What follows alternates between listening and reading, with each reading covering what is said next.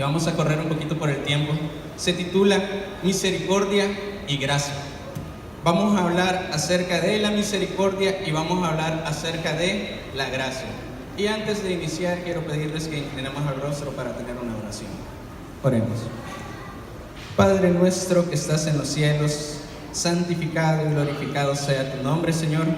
En esta hora estamos contentos porque nos permites estar en tu templo, porque nos permites venir con nuestros corazones dispuestos a adorarte.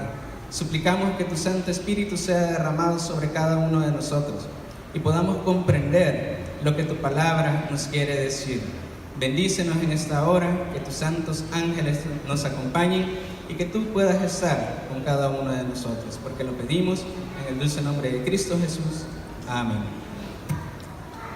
Muy bien, quiero compartir con ustedes algunos conceptos acerca de la gracia.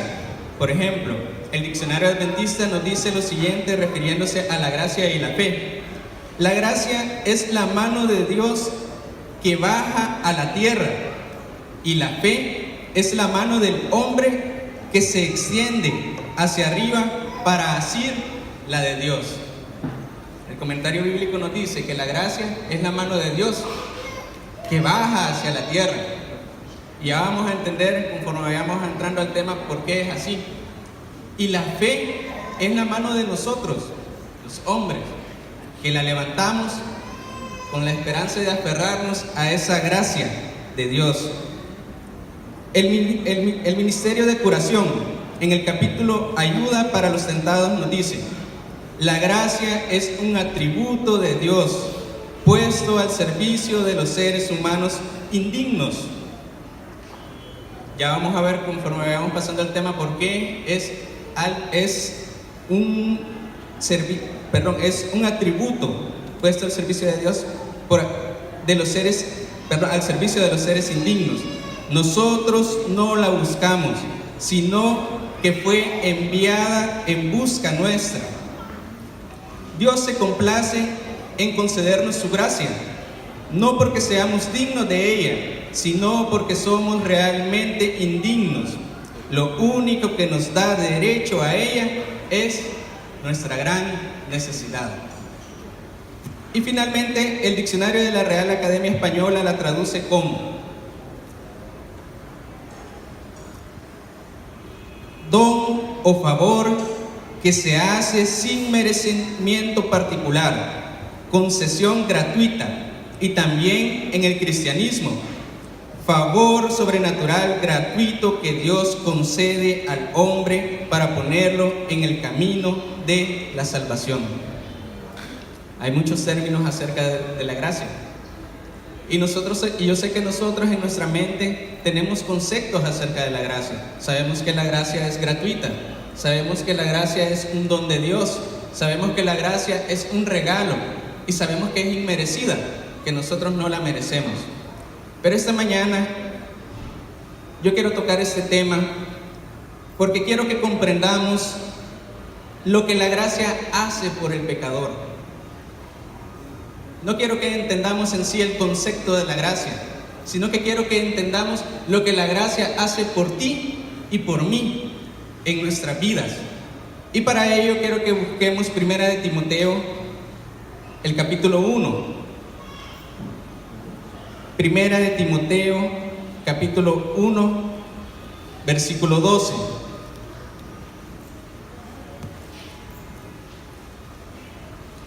Primera de Timoteo, capítulo 1 y el versículo 12. Dice la palabra de Dios: doy gracias al que me fortaleció, a Cristo Jesús nuestro Señor, que me tuvo por fiel y me puso en su ministerio. Hay otras versiones que dicen: doy gracias al que me fortalece, Cristo Jesús nuestro Señor, pues me consideró digno de confianza al ponerme a su servicio. ¿Quién está hablando acá? Es Pablo. ¿Y quién era Pablo? Era un perseguidor de los cristianos.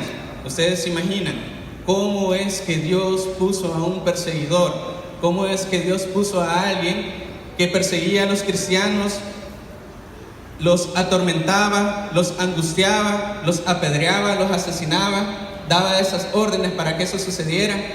¿Cómo es que Dios lo tuvo digno de confianza y lo puso en su ministerio? Es más, los discípulos no lo podían creer. En Hechos, el capítulo 9 y el versículo 26, dice de que cuando Pablo llegó a Jerusalén, ¿cuál fue la reacción de los discípulos? Tenían miedo. ¿Por qué? Porque era Pablo, era Saulo de Tarso el que se acercaba, el que los estaba persiguiendo. No creían que él había llegado a ser un discípulo como ellos. Y en el versículo 21 decían: ¿no es este el que en Jerusalén perseguía a muerte a los que invocan ese nombre?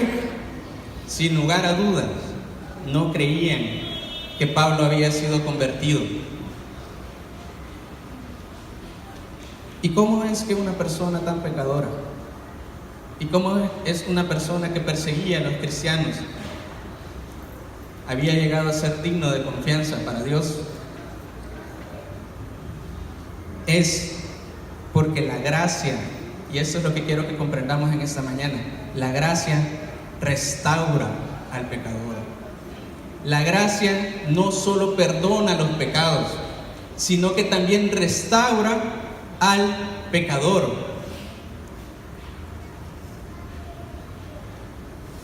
Tengo un anuncio. Si pueden mover el vehículo Nissan Sentra blanco con placas 617425. Al parecer está en un lugar donde no puede estacionarse o necesitan salir, así que pedimos de que al hermano que tiene un Nissan Sentra blanco lo pueda mover. Gracias. Entonces, apreciados hermanos, la gracia restaura. No puede haber un ser humano que conozca la gracia de Dios sin que sea restaurado. Y sigamos leyendo el texto. Dice en el versículo 13: habiendo sido antes blasfemo, perseguidor e injuriador, fui recibido a misericordia, porque lo hice por ignorancia e incredulidad. A veces esto nos tiende a confundir el término de la gracia de Dios. ¿Por qué? Porque es difícil para nosotros comprender cómo un pecador puede llegar a ser digno de confianza y cómo Dios lo puede poner al servicio de Dios. Los discípulos no lo comprendían, pero Pablo sigue diciendo en el versículo 14: pero la gracia de nuestro Señor fue más abundante con la fe y el amor que es en Cristo Jesús. Y el versículo 15: palabra fiel y digna de ser recibida por todos, que Cristo Jesús vino al mundo para salvar a los pecadores, de los cuales dijo: yo soy el primero. Pablo se vio así como pecador. Por eso es de que nosotros necesitamos de la gracia de Dios. Por eso es que la gracia es un don inmerecido. ¿Cuántos de nosotros nos consideramos dignos de servir a Dios? ¿Cuántos de nosotros, si nos vemos a nosotros mismos, nos consideramos dignos de ser servidores de Cristo y de su ministerio? Sin lugar a duda ninguno. Pero noten lo que Pablo dijo en el versículo 13, en la parte final: fui recibido a misericordia. Y esas palabras me recuerdan algo que pasó en el inicio, de este mundo. Después que Dios creó este universo, este mundo, el planeta Tierra, para cada uno de nosotros, el hombre pecó. Adán y Eva pecaron, cometieron un error, comieron del fruto del árbol que no tenían que comer. ¿Y qué pasó después? Ellos se escondieron. Y llegó Dios a buscarlos y los llamó.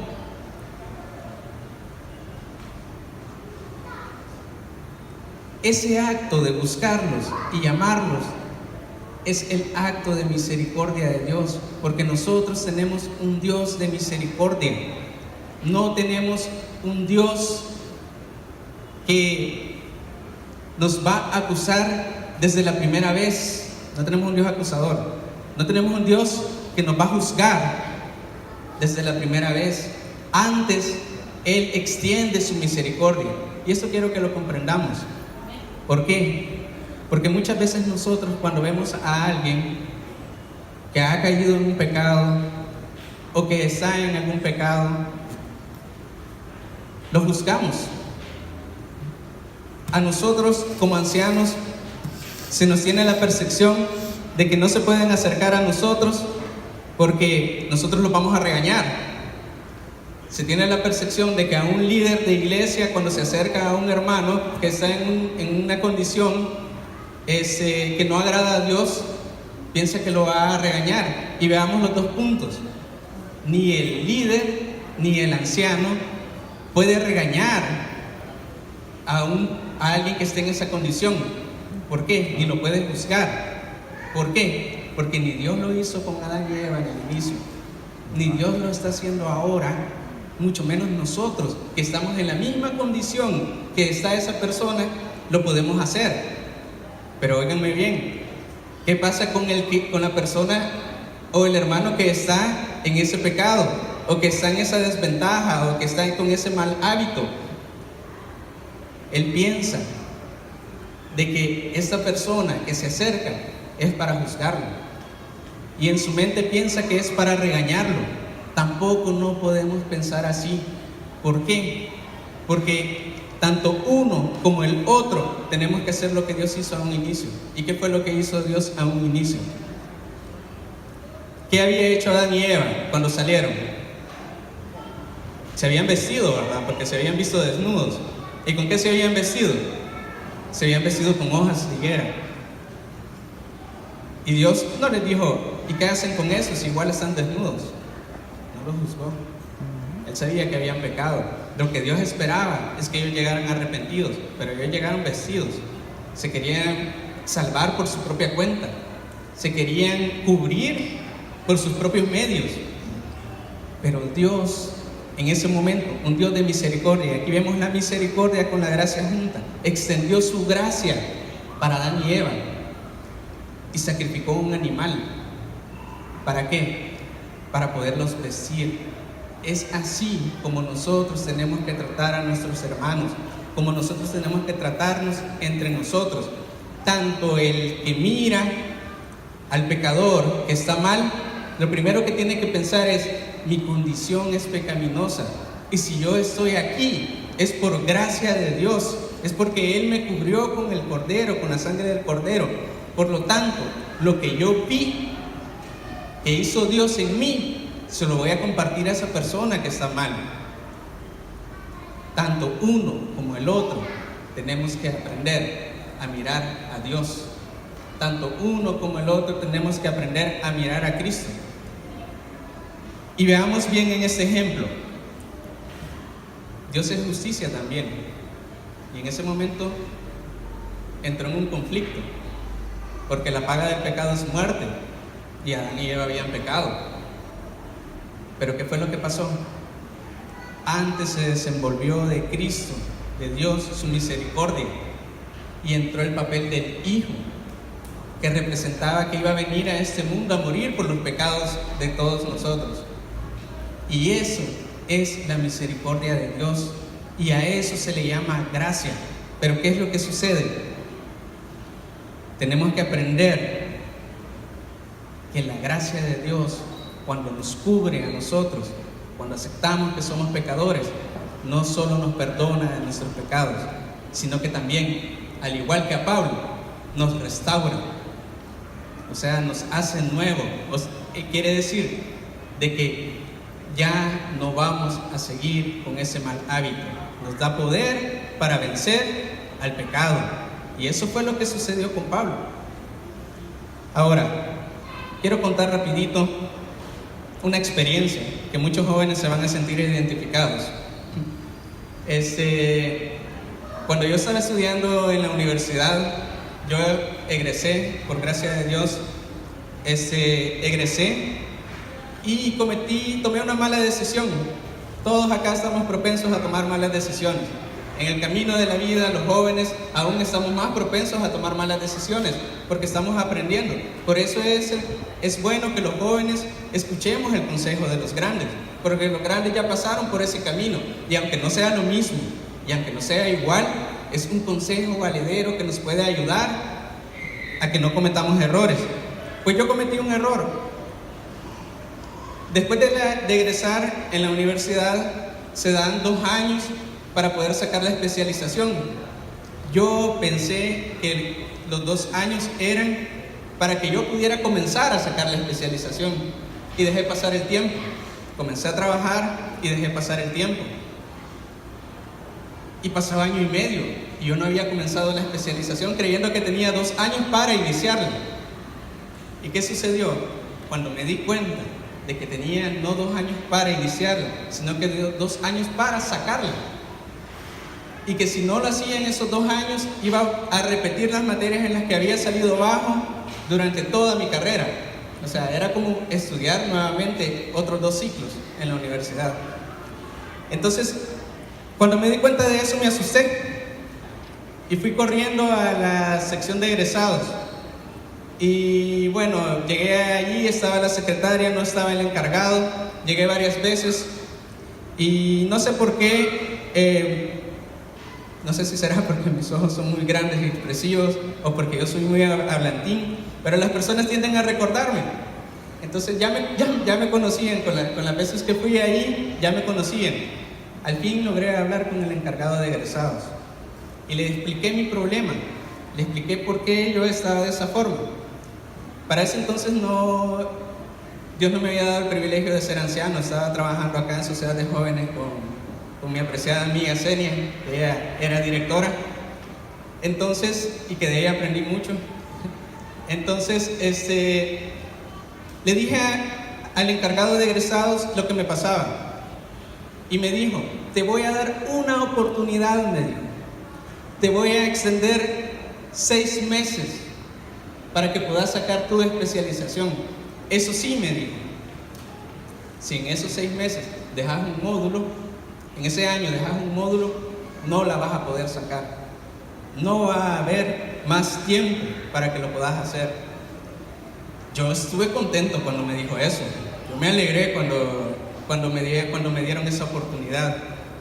Pero volví a cometer un error, porque no lo consulté con Dios, sino que tomé una decisión propia. Decidí meterme en la especialización y decidí tomar la modalidad virtual. ¿Cuál era el objetivo de tomar la modalidad virtual? Era no ir a la universidad, era hacer los exámenes por internet en la plataforma de la universidad, era estudiar por cuenta propia y entregar los trabajos a través de una plataforma virtual. Esa era mi idea, pero no fue así. Cuando inicié mi especialización y el primer módulo, me di cuenta de que sí estaba la plataforma virtual y sí dejaban trabajos en la plataforma virtual, pero habían clases de refuerzo los días sábados. Entonces no era de todo virtual. Habían clases de refuerzo los sábados, y no solamente clases de refuerzo los sábados, sino que también habían exámenes los sábados. Y ahí yo entré en conflicto. No sabía qué hacer. No podía dejar el módulo. No podía pasar de virtual a presencial porque ya había iniciado. Y entró un conflicto en mi vida. ¿Y saben cuál fue mi siguiente error? No lo consulté con Dios. No doblé mis rodillas para decirle a Dios: Dios, ayúdame. Y cuando no hice eso, salí de la gracia de Dios y comencé a luchar yo solo. A tal grado, que no alcanzo a ver, quedan 5 minutos. A tal grado, apreciados hermanos, de que se llegó el día del examen, el sábado. Y era en la tarde, era creo que a las 2 de la tarde. Yo vine aquí a la iglesia en la mañana, y de aquí de la iglesia me fui para la universidad a hacer el examen. Y entré, y Y saben, yo nunca había violado el cuarto mandamiento y me había puesto en mi corazón no hacerlo. Yo creí que nunca lo iba a hacer, pero fui, y quizás ninguno de ustedes se dio cuenta hasta ahora que lo estoy compartiendo. Pero cuando yo entré a ese lugar y me senté, pese a que había estudiado, no pude contestar todo el examen. Había algo que no me hacía sentir bien, y cuando salí de ahí salí peor todavía. Pero eso no es todo. Llegó el siguiente examen y fui de nuevo. Y la lucha fue aún mayor en mi corazón y me sentía aún peor de estar haciendo ese examen ahí. Cuando terminé, para no alargarlo mucho, cuando terminé ese módulo, yo estaba angustiado. No sabía cuánto había sacado. Pues el segundo examen. En el primero me saqué 4. Y en el siguiente ya ni siquiera lo supe porque ya ni fui. Porque el primero me lo entregaron cuando fui al segundo, porque como no llegaba a las clases de refuerzo, y los licenciados hasta siente uno como que con placer le entregan las cosas a uno. Pero me sentía mal. Y saben, cuando terminé ese módulo, yo creí que había dejado la materia, el módulo. Y yo creí que esa oportunidad que tenía la había perdido. Pero la gracia y las oportunidades que los hombres extienden no son semejantes a la gracia que Dios nos extiende a nosotros. Yo doblé mis rodillas hasta entonces, hasta ese momento, y le pedí a Dios que me ayudara. Sabía que había cometido un error, sabía que había pecado, pero no quería seguirlo haciendo. ¿Por qué? Porque venían los demás módulos y en la misma modalidad implicaba que tenía que seguir yendo a exámenes sábado. Eso sí pasaba. Entonces le dije a Dios, si tú me ayudas a pasar ese módulo, no sé, para mí por un milagro, entonces yo voy a moverme para poder cambiar de virtual a presencial y tú me vas a ayudar. Y saben, cuando revisé la nota, la pasé con 6.2. Con 6.2 pasé ese módulo. Y lo podía pasar, pero el promedio al final para poderme graduar era de 7. Eso implicaba que en los otros módulos tenía que esforzarme más. Pero ¿qué sucedió y qué es lo que quiero compartir, apreciada iglesia? Lo que sucedió después es de que yo llegué nuevamente a esa sala de egresados, a hablar con el director de egresados. Yo me imagino que él dijo, aquí viene de nuevo, ¿y ahora qué querrá? Y yo le dije que quería pasar, y eso no se podía. Me dijo que no se podía, quería que pasar de virtual a presencial, y me dijo que no se podía. Pero me dijo, te voy a dar otra vez esta oportunidad, te voy a pasar a presencial. Y me dijo, pero te quiero ver graduado. Eso fue lo que me dijo. Y saben, porque el tiempo se termina, Dios me dio esa oportunidad y comencé a ir de lunes a jueves a las 4:30 de la tarde. Pedí permiso en el trabajo para poder ir. La misma docente que estaba los sábados en la virtual era la que estaba en la presencial. Pero por gracia de Dios pasé todos los módulos y los pasé bien. Y lo que quiero contarles es de que al final se hace una defensa. Y cuando salí de esa defensa, después que me dijeron que yo estaba graduado y que había aprobado, ¿saben a quién me encontré? Al director de egresados. Él estaba allí. Y yo siento que Dios lo puso allí para que pudiera ver lo que Dios puede hacer con uno y lo que Dios es capaz de hacer con uno que es pecador. Porque yo le había dicho que el motivo por el cual no podía estar en la virtual era por el sábado. Y tuvimos una pequeña discusión. Él pudo ver que Dios se glorifica cuando nosotros estamos bajo su gracia, cuando nosotros creemos en ese poder que nos restaura. Así que, apreciada iglesia, con esto finalizo. Yo no sé cuál sea ese pecado que nos acongoja. Yo no sé cuál sea hábito que nos está alejando de Dios. Yo quiero decirte en esta mañana que en Cristo hay poder para poder vencerlo. Y que cada cosa que nosotros hacemos, la hacemos por gracia de Él. La lectura bíblica en 1 Corintios 15:10 dice, y con eso termino, pero por la gracia de Dios soy lo que soy, y su gracia no ha sido en vano conmigo. Antes trabajé más que todos ellos, pero no yo, sino la gracia que está conmigo. Si nosotros servimos en este ministerio, si nosotros servimos en la predicación del Evangelio, es solamente por la gracia de Dios y no por nuestros propios méritos. Que Dios les bendiga.